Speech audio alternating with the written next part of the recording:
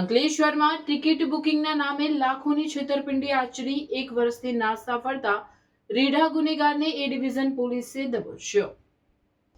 અંકલેશ્વર શહેર એ division police સ્ટેશનની surveillance સ્ક્વોડની ટીમે 1 વર્ષથી છેતરપિંડીના ગુનામાં નાસ્તા ફરતા રીઢા આરોપીને સુરતથી ઝડપી પાડવામાં સફળતા મેળવી છે। આ કેસની વિગત મુજબ આજથી 1 વર્ષ પહેલા અંકલેશ્વરના એક ફરિયાદીએ ઓનલાઈન ગૂગલ પર મુંબઈથી યુએસની રિટર્ન ટિકિટ તથા હોટેલ બુકિંગ માટે સર્ચ કરતા બાલાજી હોલિડેઝ નામની ટ્રાવેલ્સ એજન્સીની લિંક મળી હતી। તેના પર સંપર્ક કરતા એજન્સીના માલિક તરીકે ઓળખ આપનાર ઈસમે ટિકિટ બુકિંગના બહાને ફરિયાદી પાસેથી અલગ અલગ ટ્રાન્ઝેક્શન દ્વારા કુલ 3,89,000 ગૂગલ પે મારફતે પડાવી લીધા હતા।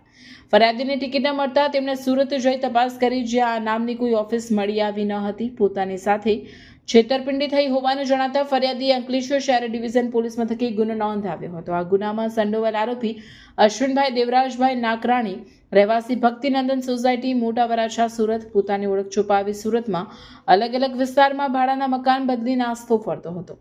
ભરૂચ જિલ્લા પોલીસ અધિક્ષક અક્ષય રાજ અને નાયબ પોલીસ અધિક્ષક ડોક્ટર કુશલ ઓઝાની સૂચના હેઠળ પીઆઈ પીજી ચાવડા અને તેમની સર્વેલન્સ ટીમે ટેકનિકલ એનાલિસિસ તથા હ્યુમન ઇન્ટેલિજન્સની મદદથી આરોપીનું લોકેશન મેળવ્યું હતું।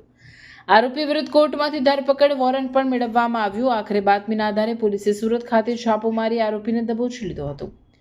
પકડાયેલ આરોપીનો ગુનાહિત ઇતિહાસ તપાસતા તેની વિરુદ્ધ સુરતના વરાછા, ડિંડોલી અને અલથાણ પોલીસ સ્ટેશનમાં પણ છેતરપિંડી અને વિશ્વાસઘાતના ગંભીર ગુનાઓ નોંધાયેલ હોવાનું બહાર આવ્યું છે।